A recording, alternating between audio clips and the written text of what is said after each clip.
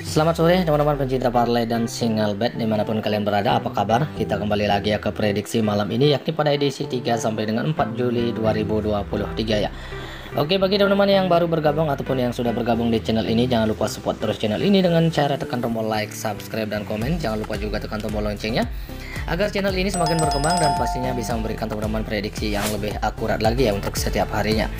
Oke teman-teman, mungkin saya tidak berlama-lama lagi, saya akan langsung saja untuk ke prediksi malam ini atau dini hari, dimana seperti biasa 4 laga yang akan saya bahas ya untuk laga malam nanti atau dini hari. Sementara untuk laga atau prediksi kemarin seperti biasa silahkan cek di Google Score atau di Play Store kalian masing-masing ya. Oke teman-teman, langsung saja untuk ke prediksi yang pertama, dimana saya ambil dari 2 laga dari Swedia Allsvenskan ya, dimana Elfsborg akan berhadapan dengan Hammarby ya. Oke, di sini bisa lihat dari peluang kemenangan memang masih terlihat cukup besar ke Elfsborg ya sebagai tuan rumah, sementara satu pemain dari Elfsborg terlihat yang akan absen ya. Sementara dari Hammarby juga terlihat 3 pemain yang akan absen pada laga malam nanti atau dini hari. Dari 5 hasil pertandingan terakhir dari Elfsborg, dimana tampil dengan performa yang sangat bagus, meraih 4 kali kemenangan dan hanya 1 kali seri. Sementara untuk Hammarby sendiri juga tampil dengan performa cukup bagus, meraih 2 kali kemenangan, 2 kali seri dan hanya 1 kali kalah. Sementara untuk pertemuan head to head antara Elfsborg dengan Hammarby, dimana Hammarby 2 kali menang, sementara Elfsborg juga 2 kali menang dan di 1 kali pertemuannya meraih hasil imbang. Oke, posisi peringkatnya saat ini Elfsborg masih berada di peringkat ketiga dengan 29 poin, sementara Hammarby saat ini ada di peringkat 9 dengan 16 poin ya.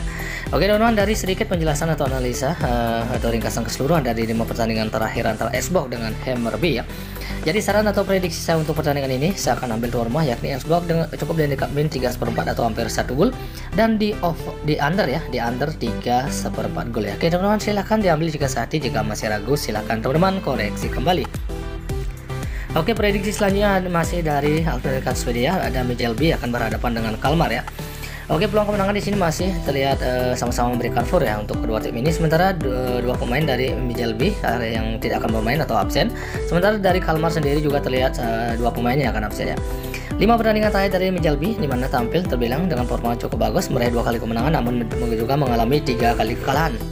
Sementara untuk Kalmar sendiri sebagai tim tamu menampilkan performa yang sangat bagus, meraih 4 kali kemenangan dan hanya 1 kali seri. Sementara untuk pertemuan head to head antara Kalmar dengan Mjällby, Kalmar 1 kali menang, sementara Mjällby 2 kali menang dan di 2 kali pertemuannya meraih hasil imbang. Oke, posisi peringkatnya saat ini Kalmar berada di peringkat kelima dengan 21 poin, sementara Mjällby saat ini ada di peringkat 10 dengan 15 poin ya. Oke, setelah kita bahas atau analisa bersama untuk kedua tim ini antara Mjällby dengan Kalmar, jadi saran atau prediksi saya untuk pertandingan ini, saya sarankan teman-teman ambil tuan rumah yakni Mjällby cukup di handicap 0-0 atau bermain leg-legan dan di under 2/4 gol ya. Teman-teman silakan diambil jika kita sehati.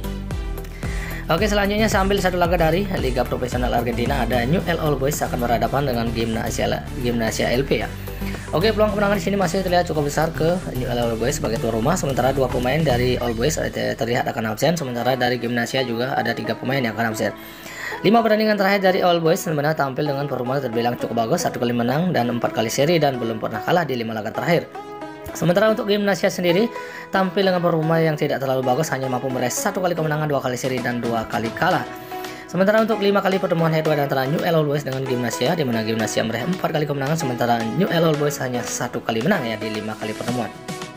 Posisi peringkatnya saat ini di mana Newell's Old Boys ada di peringkat 12 dengan 29 poin, sementara Gimnasia LP ada di peringkat 18 dengan mengkoleksi 26 poin.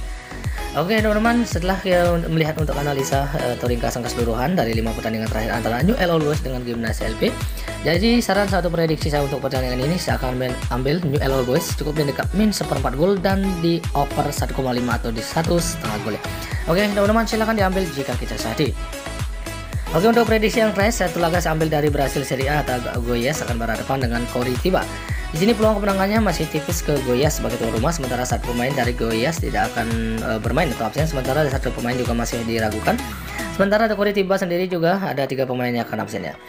Sementara 5 pertandingan terakhir dari Goiás tampil dengan terbilang cukup bagus, 2 kali menang, 2 kali seri dan hanya 1 kali kalah. Sementara untuk Coritiba sendiri menampilkan performa tidak terlalu bagus, hampir cukup buruk ya, tidak pernah menang di 5 laga terakhir, 2 kali seri dan 3 kali kalah. Sementara untuk 5 kali pertemuan head to head antara Coritiba dengan Goiás meraih 3 kali kemenangan, sementara Coritiba hanya 1 kali menang dan di 1 kali pertemuan mereka meraih hasil imbang. Posisi peringkatnya saat ini di mana Goyas ada di peringkat 17 berada dengan 11 poin, sementara Curitiba ada di peringkat juru kunci yakni peringkat ke-20 dengan 4 poin saja.